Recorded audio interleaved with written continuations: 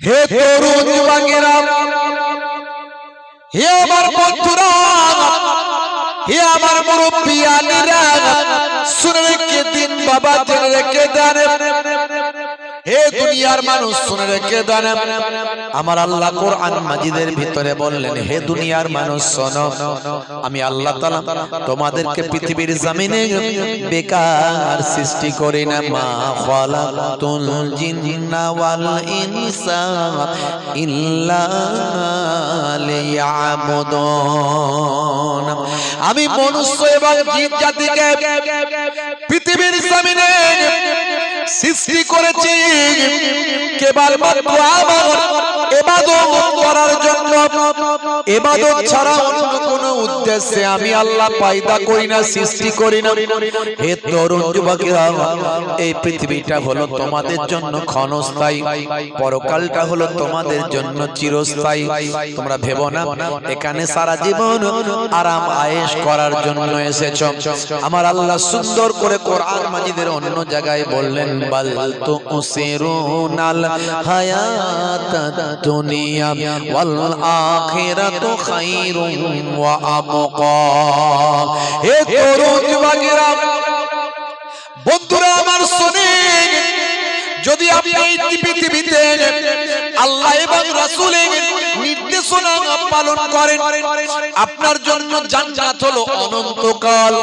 সেই জান্নাতে আপনার সময়টা কম হবে না, সেই জান্নাত হবে অনন্তকাল। সেখানটা হলো উত্তম, সেখানটা হলো চিরস্থায়ী।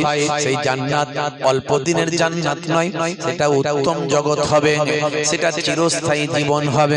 হে তরুণ যুবকেরা, পক্ষান্তরে যদি আমি আপনি আল্লাহ এবং রাসূলের নির্দেশনা ভুলে যাই, অন্যায় অত্যাচার পাপাচারে যদি লিপ্ত হয়ে যায়, তাহলে আমার আল্লাহ জানিয়ে দিয়েছেন তাদের জন্য আছে হাবিয়া, তাদের জন্য আছে দোজখ, তাদের জন্য আছে মহা অগ্নি, তাদের জন্য আছে নারান কুবরা, বড় অগ্নি, তাদের জন্য আছে জাহান্নাম আছে। সেই জাহান্নামায় ভাই আমার বান্দা না মারা যাবে না বেঁচে থাকবে, সুম্মা লা ইয়ামুতু ওয়া লা ইয়াহইয়া। আমার আল্লাহ জানিয়ে দিয়েছেন সেখানে মারাও যাবে না আর জীবিতও থাকবে না। একদিক থেকে কষ্ট পাবে, আযাব হবে, আর একদিক থেকে গোটা হবে। একদিকে পুড়ে কয়লা হয়ে যাবে, আর একদিকে তাকে জীবিত করা হবে, জিন্দা করা হবে। এই রকম অবিরাম শাস্তি জাহান্নামায় চলবে। হে তরুণ যুবকেরা, এর জন্য আল্লাহ বলছেন বান্দারে, হে দুনিয়ার মানুষ শোনো, এই দুনিয়ায় তোমাকে একটা শৃঙ্খলাবদ্ধ জীবন যাপন করতে হবে।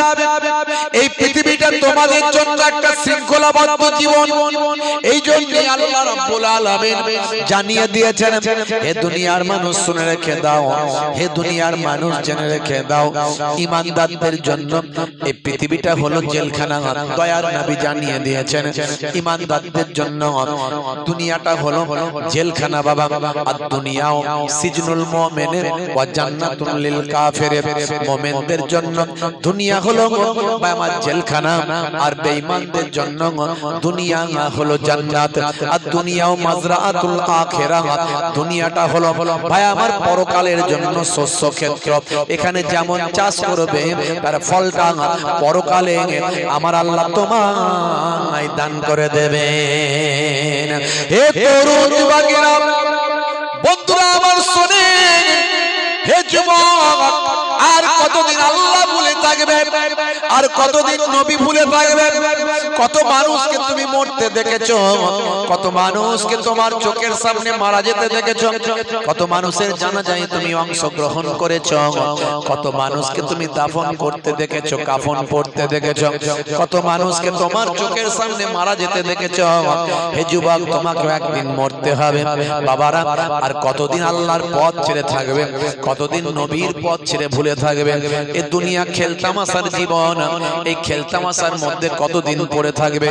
এসো এসো আল্লাহর পথে ফিরে এসো। আমার আল্লাহ বলছেন, বান্দা আমি তোমাদেরকে এই পৃথিবীতে সৃষ্টি করেছি আমার ইবাদতের জন্য। ইবাদত ছাড়া অন্য কোনো উদ্দেশ্যে আমি আল্লাহ তোমাদের সৃষ্টি করি না। হে তরুণ যুবকেরা, বন্ধুরা আমার শুনেন, ইবাদত মানে নামাজ, ইবাদত মানে রোজা, ইবাদত মানে হজ যাকাত, ইবাদত মানে তেলাওয়াতে কালাম পাঠ, ইবাদত মানে নবীর মাহাব্বত, ইবাদত মানে আলেমে হাক্কানি ওলিয়ে কামেলদের মাহাব্বত, ইবাদত মানে পিতামাতার মাহাব্বত, ইবাদত মানে পিতামাতার হক পালন, ইবাদত মানে স্ত্রীর হক পালন, ইবাদত মানে সন্তানের হক পালন, ইবাদত মানে প্রতিবেশীর হক পালন। এ তরুণ যুবকেরা ইসলাম কত সুন্দর করে আপনাকে জানিয়ে দিয়েছেন। হাক্কুল মুসলিমে আলাল মুসলিমে খামস, রাদ্দুস সালাম ওয়া ইয়াদাতিল মারিজ ওয়া ইত্তিবাইল জানাইজ ওয়া ইজাবাতুদ দাওয়াত ওয়া তাসমিয়াতিল আতিস। এ তরুণ যুবকেরা মুসলমানের উপর পাঁচটা হক আছে, এই হকগুলো পালন করাও ইবাদত। মনে রাখবেন, বান্দার হক যদি নষ্ট করেন, গালমন্দ দিয়েছেন, চগলখড়ি করেছেন, মাল সম্পদ লুটে নিয়েছেন, জায়গা মেরে নিয়েছেন, সম্পত্তি হরণ করেছেন, হে তরুণ যুবকেরা, হে আমার মুরব্বিয়ানেরা, আপনি বান্দার হকটা নষ্ট করলেন। যতক্ষণ পর্যন্ত ওই বান্দা আপনাকে ক্ষমা না করে, মহান আল্লাহ আপনাকে ক্ষমা করবেন না।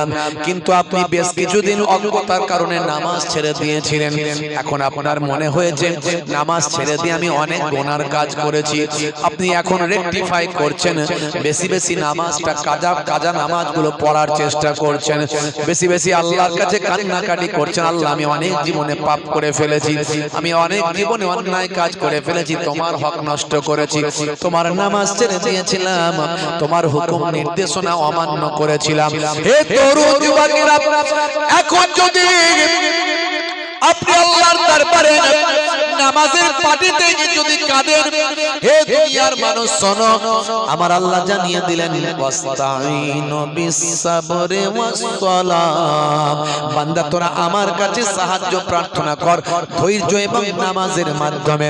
আপনি নামাজের মাধ্যমে সিজদায় গিয়ে আল্লাহর কাছে কেঁদে কেঁদে বলেন, আল্লাহ তুমি আমাকে ক্ষমা করে দাও, তুমি আমাকে মাফ করে দাও।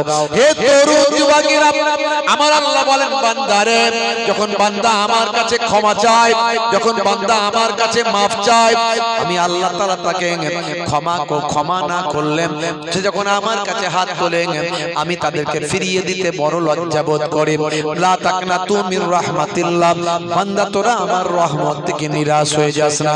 তোদের গুনাহ রাশি যদি আসমানের মেঘমালায় পৌঁছে যায়, তোরা আমার কাছে ফিরে আয়, আমি আল্লাহ তোদের জীবনের গুনাহ মাফ করে দেব।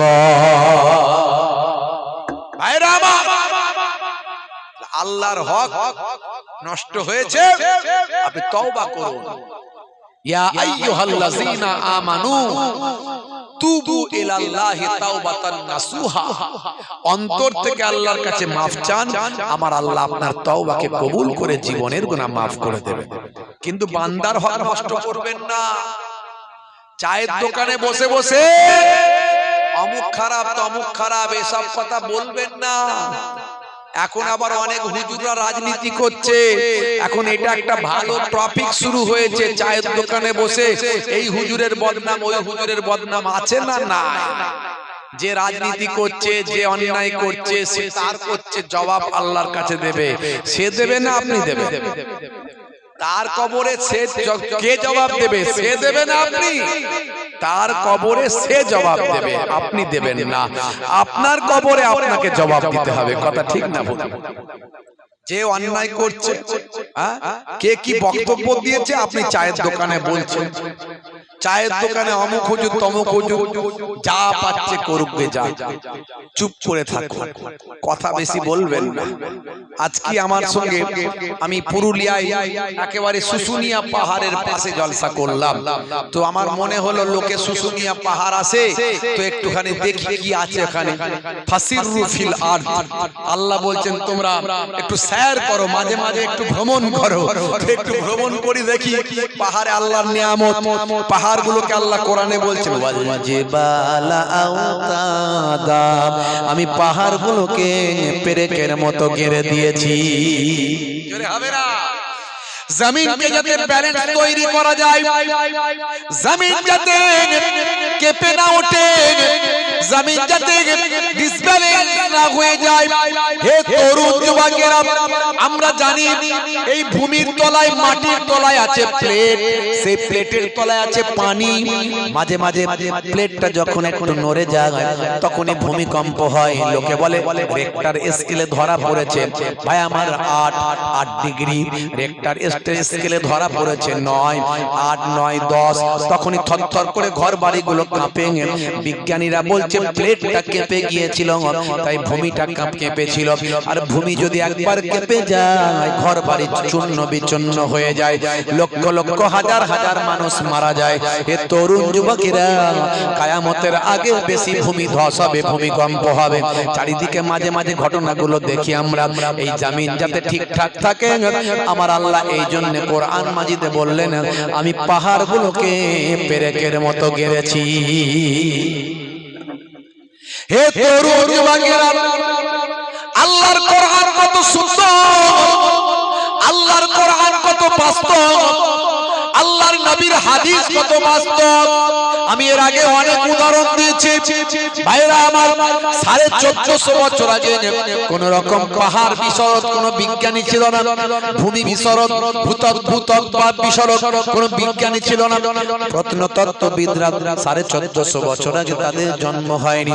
কোন নাসা ছিল না, ইসরো ছিল না, কোন রকম কম্পিউটার সায়েন্স ছিল না। ভাইরা আমার, তরুণ যুবকেরা, কোন রকম কোন বিজ্ঞানীদের আবির্ভাব সেই সময় হয়নি। স্টেথোস্কোপ, ব্যারোমিটার, থার্মোমিটার, মাইক্রোস্কোপ যন্ত্র তখন হয়নি। রেক্টার স্কেলের জন্ম হয়নি তখন। বাবা বন্ধুরা আমার, 1450 বছর আগে আমার আল্লাহ বললেন পাহাড়গুলোকে পেরেকের মতো গেড়ে দিয়েছি। 1450 বছর পার হলো। হে তরুণ যুবকেরা, আজকের যুগে এই ভূমি নিয়ে গবেষণা শুরু হলো, পাহাড় নিয়ে গবেষণা শুরু হলো, সমুদ্র নিয়ে গবেষণা শুরু হলো। বাইলা আমার মেরিন সায়েন্টিস্টের জন্ম হলো, প্রত্নতত্ত্ববিদদের জন্ম হলো। বাবা বাইরা আমার, ওই পাহাড় নিয়ে গবেষণা করা শুরু হলো। গবেষণা করে দেখা গেল 1450 বছর আগের কথাগুলো আজকের যুগে বিজ্ঞানের সঙ্গে মিলে যায়। আল্লাহ বলছেন পাহাড়কে পেরেকের মতো গেড়ে দিয়েছি, অর্থাৎ পেরেকের নিচের দিকটা বেশি থাকে, উপর দিকটা কম থাকে। পাহাড় পেরেককে যখন কোনো জায়গায় গাড়া হয়, নিচের দিকে বেশি জায়গায়, উপরটা কম থাকে। 1450 বছর আগে আল্লাহ পাহাড়কে পেরেকের সঙ্গে তুলনা করলেন। আজকের গবেষণায় প্রমাণ হয় সত্যি তো পাহাড়গুলো উপরে যেটুকু দেখতে পায় তার 70 থেকে 80 ভাগ মাটির নিচে আছে। জোরে হবে না? দেখেছেন ভাইরা আমার, আমি গেলাম সেখানে গিয়ে আমি দেখলাম শুশুনিয়া পাহাড়, উঠলাম, আমাকে লোকজন নিয়ে তুললো। ওখানে দেখলাম পুরোটাই উঠতে পারিনি, অনেক উঁচু। তো যাই হোক, এই পাহাড় গাছপালায় আবৃত পাহাড়, সেই পাহাড় ছাড়া আর ওখানে তেমন কিছু দেখার নাই। তবে বর্তমান নিচেটায় যেখান দিয়ে উঠতে হবে সেগুলো সব সাধু বাবাদের সব আখড়া, সেখানে সব সাধু বাবাদের আখড়া, বুঝতে পারছেন? তারা সেখানে পুজো অর্চনা করছে, আর আমরা গেছি একেবারে ফজরের নামাজ পড়ে। বুঝতে পারছেন? ফজরের নামাজ পড়ে গেছি, 1-1.5 ঘন্টা ওখানে থেকে দেখে চলে আসবো। তো গিয়ে দেখলাম তাদের হরে রাম চলছে, হরে রাম রাম রাম রাম রাম হরে হরে, হরে কৃষ্ণ কৃষ্ণ কৃষ্ণ হরে হরে তাদের চলছে। তো আমি ভাবলাম এ তো সাধু বাবাদের আখড়া, এখানে কি আর আমাদের যাওয়া যাবে ভাই? তো দেখতে তো কোনো অসুবিধা নাই। তো জিজ্ঞাসা করলাম সাধু বাবাদের যে আমরা কি যেতে পারি এখানে? বলে হ্যাঁ, নো প্রবলেম, যান, পাহাড়ে উঠবেন, ঘুরে আসুন। তো ঘুরে এলাম। আগে তো এগুলো ছিল না, আগে হিন্দু মুসলিম সবাই মিলে মিশে আমরা একাকার, একসঙ্গে খাওয়া বসা, হিন্দু মুসলিম এগুলো চলতো। এখন এই নেতারা আমাদের একটু গন্ডগোল করে দিয়েছে। এই সাম্প্রদায়িক দল টল সব এখন বেরিয়েছে, তারা এখন হিন্দু মুসলমানের ভিতরে ভাগ করে দিয়েছে। আমাদেরকে এমন করেছে যে একটা মুসলিমকে হিন্দু পাড়ায় গেলে, বাবা কিছু অসুবিধা আছে না কি রে বাবু, যাওয়া যাবে তো, কোনো সমস্যায় পড়বো না তো? হ্যাঁ, জয় শ্রীরাম বলে কেউ মারবে না তো, এরকম একটা মনে হয়। আবার হিন্দু ভাইরা মুসলমান পাড়ায় ঢুকলে বলে বাপরে এরা তো বাবা কোথায় এখন মারধর যদি শুরু করে দেয়, মানে একটা যেন তৈরি করে দেওয়া হয়েছে, এটা তৈরি করেছে রাজনীতির নেতারা, বুঝতে পারছেন? ভয়ঙ্কর ব্যাপার। পরিবেশ জঘন্য জায়গায় চলে গেছে। আজকে সাম্প্রদায়িকতা, এই যে দিল্লি থেকে সব নেতারা আসছে, বড় বড় বক্তব্য দিচ্ছে, হাই মুসলমানদের এই করে দেবো, হয় মুসলমানদের ওই করে দেবো, এইভাবে মানুষকে উগ্র করছে, খারাপ করছে, মানুষের মধ্যে বিভাজন তৈরি করছে। আমাদেরকে সাবধান হতে হবে, সচেতন হতে হবে, আমাদেরকে ঠান্ডা ব্রেনে কাজ করতে হবে, মাথা গরম করলে চলবে না। এই সাম্প্রদায়িক শক্তি আজকে উত্তরপ্রদেশ, আসাম, ভাই আমার আপনারা দেখতে পাচ্ছেন, সেসব জায়গায় তো আমরা যাই, কি পজিশন তৈরি করেছে ভাই আমার। সামান্য অজুহাত দেখিয়ে তারা মসজিদ ভেঙে দিচ্ছে, মাদ্রাসা ভেঙে দিচ্ছে। সব পার্টি খারাপ, কোনো পার্টিকে আমি ভালো বলছি না, আমি কোনো পার্টিও করি না, কোনো পার্টির প্রচারও করি না, সব পার্টি খারাপ। কিন্তু আপনাকে তো মানতেই হবে কোন একটা পার্টিকে, না হলে তো সরকার গঠন হবে না। তো মাথায় রাখতে হবে যে ওই সাম্প্রদায়িক শক্তি যেন এখানে আমাদের মাঝখানে ভাই আমার বিভাজন তৈরি করতে না পারে, আমাদের বিপদ ঘটাতে না পারে। কি করলে সাম্প্রদায়িক শক্তিকে রুখতে পারবো সেটা আমাদের করতে হবে, নাহলে পরিস্থিতি খুব খারাপ। আজকে ওখানে গিয়ে তো আমি উপরে উঠলাম, উঠে এসে নামলাম, তো আমার সঙ্গে কয়েকটা সাধু বাবার পরিচয় হলো। তারা আমার ড্রেস ফেস দেখে আমার দিকে তাকাচ্ছে। তো আমি তো আমার ইসলামের নির্দেশ, বাবু ভালো আছেন যেভাবে বলার আমি বললাম। তারাও দেখলাম বেশ সাধু বাবাগুলো ভালোই ছিল, তাদের মধ্যে অতটা এ ছিল না, এবং তারা অনেকটা ভালো। তারপরে তারাই কথা শুরু করলো যে বাহ, এই তো আপনারা এলেন, ঘুরতে এলেন, বলুন না আজকে যা চলছে, হিন্দু মুসলমান বিভাজন করছে কিছু মানুষ, এটা তো আমাদের কালচার নয়, আমরা তো মিলেমিশে চলেছি, আজকে কত ভালো সম্পর্ক আমাদের। তাদের সঙ্গে চা টা খাওয়া হলো, কথা হলো, গল্প হলো। একজন সাধু বাবা কথা বলতে বলতে কিছু নৈতিকতার নীতির কথা বললো। দেখুন মানুষ আজকে মানুষের কত ক্ষতি করছে, মানুষের মধ্যে খারাপ মানুষ বেড়ে গেছে, এই জন্য আজকে সমাজে এত অশান্তি। আজকে আমরা আমাদের মুখকে ঠিক রাখতে পারি না, আমাদের পেটকে ঠিক রাখতে পারি না। আমরা যদি আমাদের মুখটাকে ঠিক রাখতে না পারি, তিনি বললেন এই মুখকে আমরা বলি রাহু, মুখকে আমরা বলি রাহু, উনি ওনার ভাষায় বলছেন রাহু। এই মুখ এখনই এক কথা বলছি, আবার আরেকটু পরে আরেক কথা বলছি, এখানে একজনের নাম করছি, আবার একটু পরে তার বদনাম করছি। এই মুখকে কন্ট্রোল করা খুব মুশকিল। আমি বললাম বাহ বাহ, ভালো কথা বলছেন, এ তো আমাদের হাদিসের সঙ্গে মিলে যাচ্ছে। আল্লাহর নবী 1450 বছর আগে বলেছিলেন যে তোমরা কটা জিনিসের যদি গ্যারান্টি দিতে পারো, আমি তোমাদের জান্নাতের গ্যারান্টি দেব। জোরে হবে না? তার মধ্যে একটা হলো মুখ, মুখের গ্যারান্টি। আমরা নামাজ পড়ি, মুখের গ্যারান্টি দিতে পারি না। চগলখড়ি, গীবত, এগুলো আমাদের মাঝখানে আসে, কথা ঠিক না ভুল? আমরা কে খারাপ সেটা বিচার করি, নিজে কতটা ভালো সেটা বিচার করি না। আমরা আমাদের নিজেদের বিচার করি। আমরা who are you, who are you, who are you না বলে আমরা যদি বলি who am I, who am I, who am I, আমি কে, আমার পরিচয় কি, আমি কেমন ছিলাম, কেমন আছি, কেমন হব, এটা নিয়ে যদি গবেষণা করি, আপনার জীবনটা ধন্য হয়ে যাবে। আপনার কবরে আপনি ছাড়া কেউ যাবেন না। বাপ মোহেবুল্লাহ হুসাইনি মারা গেলে মোহেবুল্লাহ হুসাইনির কবরে অন্য কেউ যাবে না। আমার বিচার আল্লাহর দরবারে হবে। যতই আমি পীরের নাতি পোতা হয়ে যাই, বাপ নবীর ছেলে কেনান তাকেও ছাড় দেয়া হয়নি। তবে হ্যাঁ, নবীর ছেলে কেনান তো আর ইমানদার ছিল না, সেই জন্য ছাড় পায়নি। যদি ওলি আউলিয়ার ঘরের ছেলে যদি ইমানদার হয়, তাহলে হয়তো তাদের বাপ 14 পুরুষ যেহেতু আল্লাহর ওলি, সেই দোয়াতে, সেই নেক নজরে হয়তো কিছুটা ছাড় পেলেও পেতে পারে, কিন্তু অত সহজ ব্যাপার নয়। ইবাদত আমল ছাড়া আল্লাহর দরবারে কাজে লাগবে না কিছু। তাহলে আমার কবরে আমরা কি জবাব দিতে হবে? আপনার কবরে আপনাকে। হে তরুণ যুবকেরা, হে আমার বন্ধুরা, হে আমার মুরব্বিয়ানেরা, শুনে কে দিন বাবা, আল্লাহ বললেন বান্দারে, হে দুনিয়ার মানুষ শুনে রেখে দাও, তোমাদেরকে আমি পৃথিবীর জমিনে ইবাদত করার জন্য পাঠিয়েছি। ইবাদত ছাড়া অন্য কোন উদ্দেশ্যে আমি আল্লাহ তোমাদের পাঠাইনি।